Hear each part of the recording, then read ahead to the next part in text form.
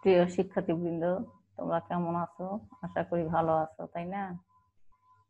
আচ্ছা, আমিও ভালো আছি। চকমুল উচ্চ বিদ্যালয়, ইরা রানী মজুমদার, সহকারী শিক্ষক, নবম দশম শ্রেণী, বিষয় বাংলাদেশ ও বিশ্ব পরিচয়। আজকের বিষয় রাষ্ট্র, নাগরিকতা ও আইন। ষষ্ঠ অধ্যায়, রাষ্ট্র, নাগরিকতা ও আইন। তাহলে দেখো, রাষ্ট্র হচ্ছে সামাজিক জীবনের সবচেয়ে গুরুত্বপূর্ণ রাজনৈতিক প্রতিষ্ঠান। কোন জীবনের কথা বলছে? সামাজিক জীবনের কথা। সমাজে বসবাসরত সকল মানুষকে একটি ঐক্যসূত্রে বাঁধা এবং তাদের কল্যাণ ও সমস্যা সমাধানের জন্যই রাষ্ট্রের আবির্ভাব ঘটে। তাহলে কি কারণে রাষ্ট্রের আবির্ভাব ঘটছে? যে মানুষ সমাজে বসবাস করে, আমরা যে সমাজে বসবাস করি এবং একসঙ্গে সকলে মিলে যে এক সূত্রে বাঁধা হয়ে সকলেই বসবাস করি, আমাদের এই ভালো মন্দ কল্যাণ, বিপদ আপদে যে সমস্যাগুলো হয় সেই সমস্যাগুলো সমাধানের জন্যই রাষ্ট্রের আবির্ভাব। সমাজ বিকাশের একটি স্তরে সমাজের মধ্য থেকে রাষ্ট্রের উৎপত্তি হয়েছে। তাহলে রাষ্ট্র কোথায় থেকে উৎপত্তি হয়েছে? যে সমাজের মধ্য থেকেই, সমাজের মধ্য থেকেই রাষ্ট্রের উৎপত্তি। প্রাচীন ও মধ্যযুগের রাষ্ট্রকে মনে করা হতো ঈশ্বরের সৃষ্ট একটি প্রতিষ্ঠান। তাহলে কোন যুগের কথা বলছে? যে প্রাচীন এবং মধ্যযুগে রাষ্ট্রকে মনে করা হতো যে ঈশ্বরের সৃষ্টি করা একটি প্রতিষ্ঠান। আধুনিক রাষ্ট্রবিজ্ঞানীরা রাষ্ট্রকে সর্বজনীন কল্যাণ সাধনকারী এবং মানুষের স্বাধীনতা ও ব্যক্তিত্ব বিকাশের জন্য অপরিহার্য প্রতিষ্ঠান বলে ব্যাখ্যা করেছেন। তাহলে আধুনিক যুগে কিভাবে ব্যাখ্যা করছে? যে রাষ্ট্রকে সর্বজনীন মানে সকলের জন্য, সকলের মঙ্গল কামনার জন্য এবং মানুষের স্বাধীনতা ও ব্যক্তিত্ব বিকাশের জন্যই রাষ্ট্র অপরিহার্য। রাষ্ট্র হলো নাগরিকদের জন্য। কাদের জন্য? জনগণ বা নাগরিকের জন্য। নাগরিকের সুখ ও শান্তি বিধান করার জন্য রাষ্ট্রকে অনেক কাজ করতে হয়। এই কাজ কতগুলো অপরিহার্য এবং কতগুলো ঐচ্ছিক। তাহলে কি বলছে? যে এই কাজগুলো অপরিহার্য মানে গুরুত্বপূর্ণ। এই রাষ্ট্রের যে আমরা বসবাস করি, এই রাষ্ট্রে বসবাস করতে গেলে রাষ্ট্রের কিছু কাজ থাকে। কতগুলো হলো গুরুত্বপূর্ণ এবং কতগুলো একটু গুরুত্বপূর্ণ কম। আবার রাষ্ট্রের প্রতি নাগরিকদেরও বেশ কিছু দায়িত্ব এবং কর্তব্য পালন করতে হয়। কাদের পালন করতে হবে? নাগরিকদের। নাগরিক বলতে কি বোঝাচ্ছে? জনগণকে বোঝাচ্ছে। আমরা যে রাষ্ট্রে বসবাস করি, নাগরিকেরও আমাদের রাষ্ট্রের প্রতি দায়িত্ব এবং কর্তব্য পালন করতে হয়। অন্যদিকে নাগরিক জীবনে নিরাপত্তা বিধান এবং সামাজিক বিদ্যমান সমস্যাগুলো প্রতিরোধ ও প্রতিকারে আইনের বিধিবিধান আবশ্যক। তাহলে এই যে নাগরিক জীবনে যে আমরা নিরাপত্তা পাবো কোথায় থেকে, এই এবং বিধান, এই সমস্যার সমাধানগুলো কিভাবে প্রতিকার করবো, তার জন্য আমাদের কি প্রয়োজন? আইনের প্রয়োজন। তাহলে এই অধ্যায়ে আমরা রাষ্ট্র, নাগরিক ও আইন সম্পর্কে অবহিত হব।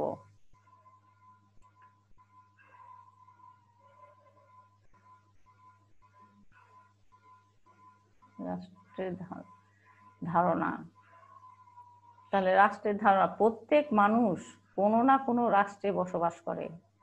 প্রত্যেকেরই তো একটা নিজস্ব দেশ বা রাষ্ট্র আছে। তাই বলছে যে প্রত্যেক মানুষ কোনো না কোনো রাষ্ট্রে বসবাস করে। হঠাৎ করে কোনো রাষ্ট্রের উৎপত্তি হয়নি। আদিম মানুষ প্রথমে গোত্রভিত্তিক বসবাস করত, মানে এক এক গোত্রের লোক তারা একসঙ্গেই বসবাস করত। সময়ের পরিবর্তনে এক সময় রাষ্ট্রের উৎপত্তি হয়। মানুষই রাষ্ট্র সৃষ্টি করে। রাষ্ট্রের বসবাসকারী প্রত্যেক নাগরিকদের রাষ্ট্রের নিয়ম কানুন মেনে চলতে হয়। রাষ্ট্রে বসবাসকারী জনগণকে ওই রাষ্ট্রের নাগরিক বলা হয়। তাহলে যেমন মনে করো, আমরা কোন দেশের নাগরিক? বাংলাদেশের নাগরিক। আমাদের দেশের নাম কি? বাংলাদেশ। এই জন্য আমাদেরকে কোন দেশের নাগরিক বলবে? যে বাংলাদেশের নাগরিক। তাহলে নাগরিকদের সুন্দর সুষ্ঠুভাবে বাঁচার জন্যই রাষ্ট্র অনেক কাজ করে থাকে। রাষ্ট্রবিজ্ঞানী ও রাজনৈতিক তত্ত্ববিদরা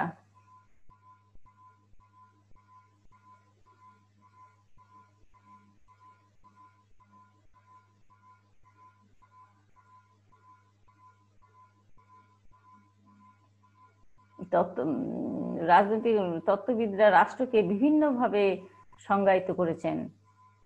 তাহলে কে করছে? রাষ্ট্রবিজ্ঞানী এবং রাজনৈতিক তত্ত্ববিদেরা রাষ্ট্রকে বিভিন্নভাবে সংজ্ঞায়িত করেছেন।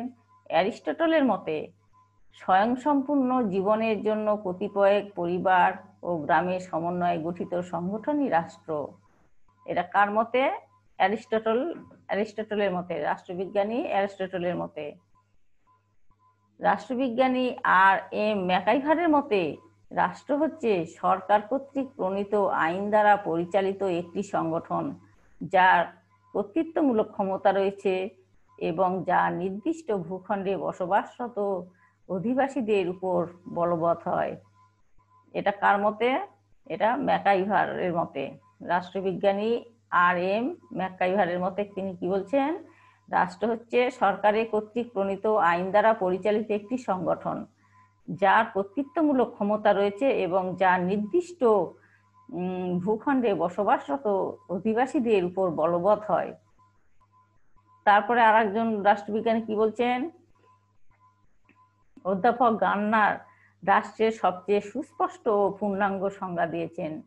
তিনি বলেন, রাষ্ট্র হলো বহু সংখ্যক ব্যক্তি নিয়ে গঠিত এমন এক জনসমাজ যারা নির্দিষ্ট ভূখণ্ডে স্থায়ীভাবে বসবাস করে, যা বহিঃশক্তির নিয়ন্ত্রণ হতে মুক্ত এবং যাদের একটি সুসংগঠিত সরকার আছে, যে সরকারের প্রতি ওই জনসমাজ স্বভাবতই অনুগত।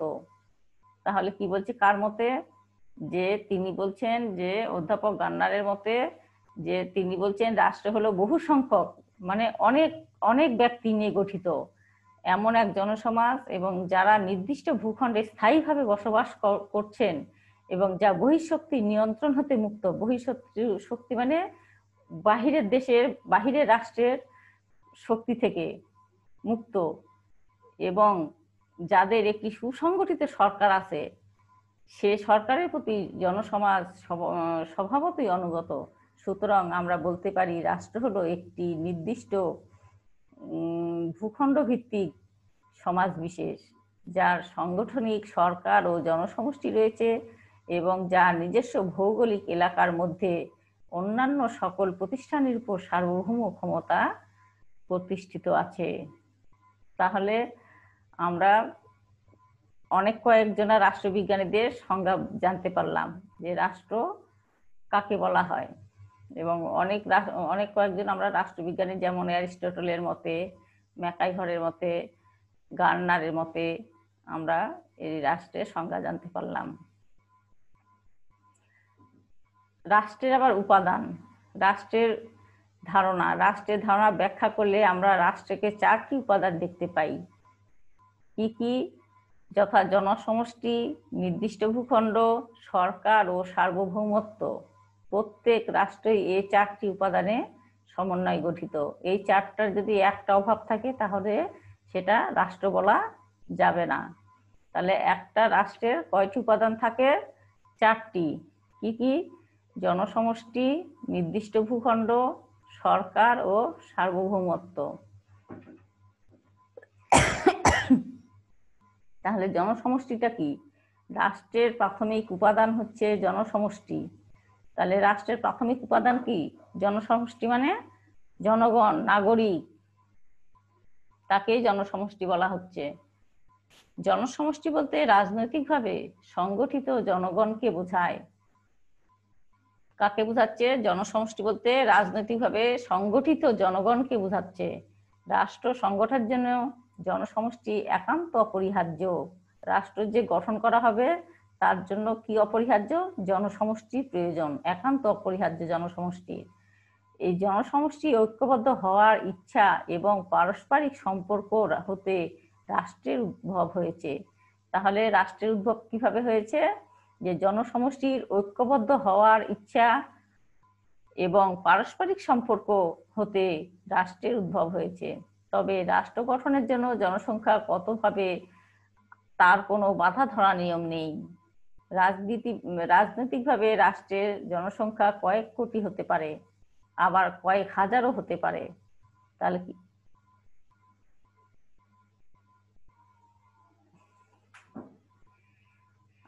হতে পারে, আবার কয়েক হাজারও হতে পারে। গণচীন ভারতে জনসংখ্যা 100 কোটির উপরে। অন্য দেশে স্যান ম্যারিনো ও মোনাকো এ দুটি ক্ষুদ্র রাষ্ট্রের জনসংখ্যা যথাক্রমে 33,225 ও 38,000।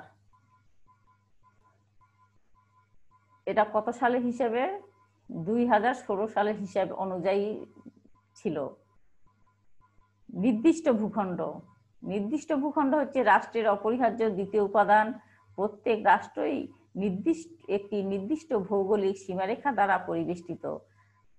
আমরা যে বাংলাদেশে বসবাস করি, আমাদের একটা নির্দিষ্ট এবং পরিমাপ আছে, আমাদের দেশের আয়তন কত, এবং এই নির্দিষ্ট ভৌগোলিক সীমারেখা দ্বারা আমাদের প্রত্যেকটা রাষ্ট্রই পরিবেষ্টিত থাকে। ভূখণ্ড বলতে স্থলভাগ, সমুদ্র সীমা, আকাশ সীমাও বোঝায়, শুধু সড়ক পথ নয়। তাহলে সমুদ্র সীমাও বোঝাচ্ছে, আকাশ পথও বোঝাচ্ছে। রাষ্ট্রে জনগণের বসবাসের জন্য নির্দিষ্ট ভূখণ্ডের উপর নিয়ন্ত্রণ আবশ্যক। তাহলে রাষ্ট্রের জনগণের বসবাসের জন্য কি আবশ্যক? নির্দিষ্ট ভূখণ্ড। নির্দিষ্ট ভূখণ্ড ছাড়া গন্ডগোল লাগে যাবে। যদি মনে করো আমাদের বাংলাদেশে যদি একটা মাপ না থাকে, আয়তনের বেশি যদি হয়, অন্য দেশের মধ্যে ঢুকে যায়, তাহলে কি তারা মেনে নিবে? মেনে নিবে না। এজন্য প্রত্যেকটা রাষ্ট্রেরই একটা নির্দিষ্ট সীমারেখা আছে।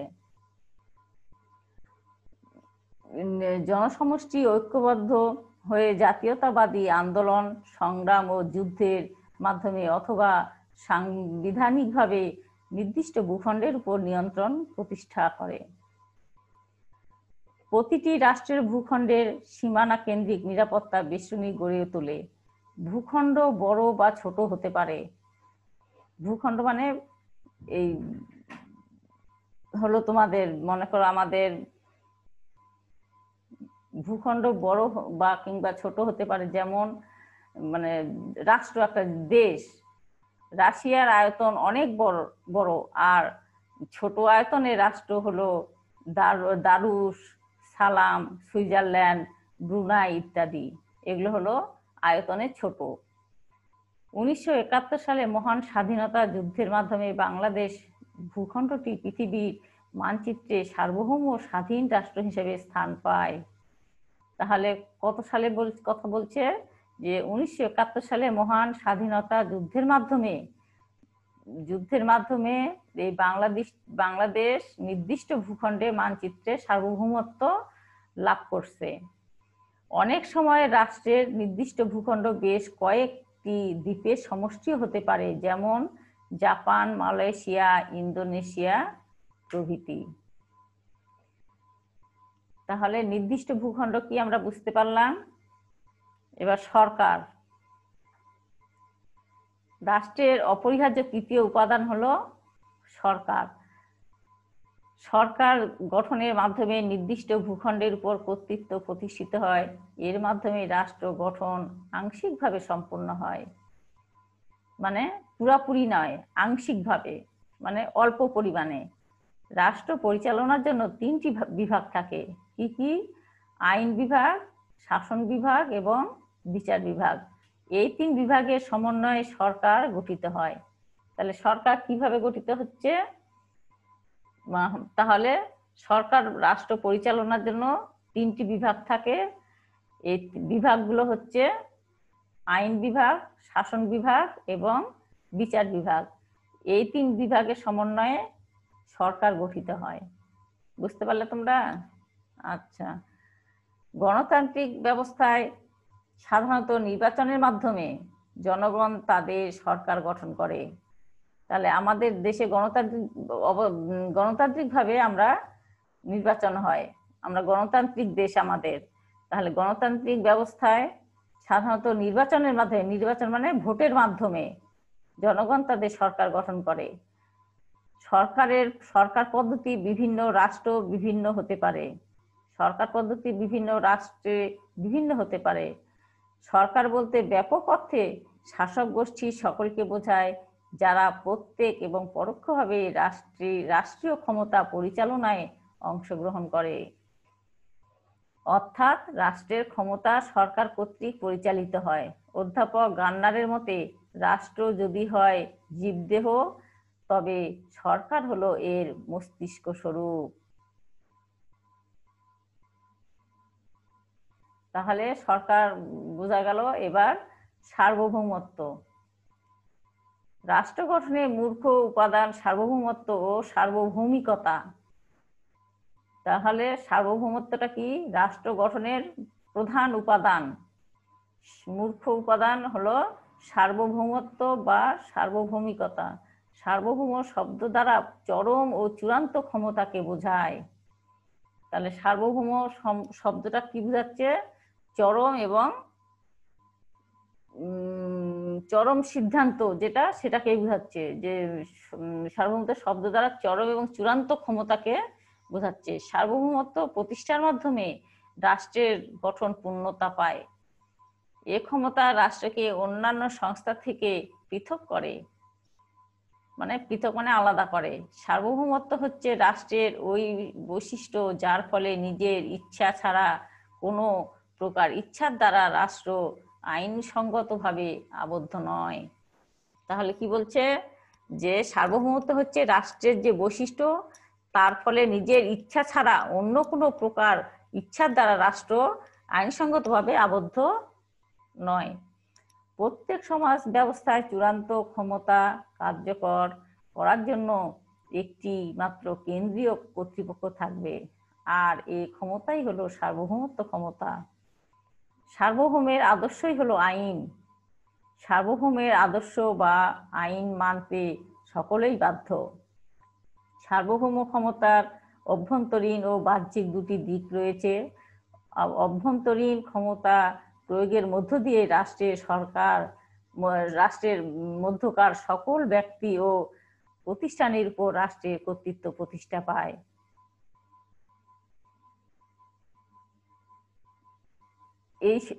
এই সার্বভৌম ক্ষমতার ঊর্ধ্বে কোনো কর্তৃপক্ষ নেই। মানে সার্বভৌমত্ব মানে সকলের সমন্বয়ে।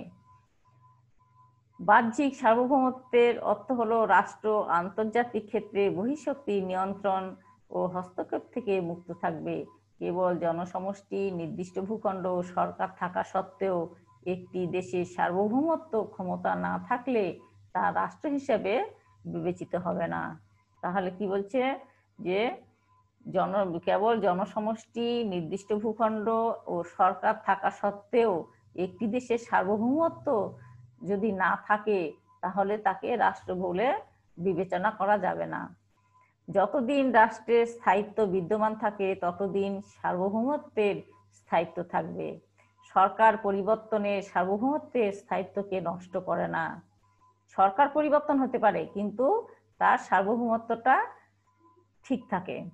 সুতরাং জনসমষ্টি নির্দিষ্ট ভূখণ্ড সরকার ও সার্বভৌমত্ব এই চারটি উপাদান নিয়েই রাষ্ট্র গঠিত।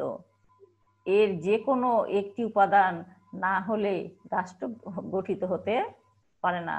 তাহলে আমরা রাষ্ট্র কি, আমরা কয়েকজন রাষ্ট্রবিজ্ঞানীর সংজ্ঞা পেলাম, জানতে পারলাম, এবং রাষ্ট্রের উপাদান সম্পর্কে আমরা আজকে আলোচনা করলাম যে রাষ্ট্রের উপাদান কয়টি এবং কি কি। 1 নাম্বার হলো তোমার জনসমষ্টি, 2 নাম্বার নির্দিষ্ট ভূখণ্ড, 3 নাম্বার সরকার এবং 4 নাম্বার সার্বভৌমত্ব। তাহলে আজকে আমরা এই পর্যন্তই করি। আগামী দিন তোমরা এটা ভালো করে পড়ে এবং পড়বে এবং তার সঙ্গে নৈবেত্তিক প্রশ্নগুলো ভালো করে দেখবে। আমি আগামী ক্লাসে তোমাদের এগুলো আবার ধরবো, নৈবেত্তিক প্রশ্ন। ভালো থাকো, সুন্দর থাকো, এই বলে আজকের পাঠ এখানেই শেষ করছি।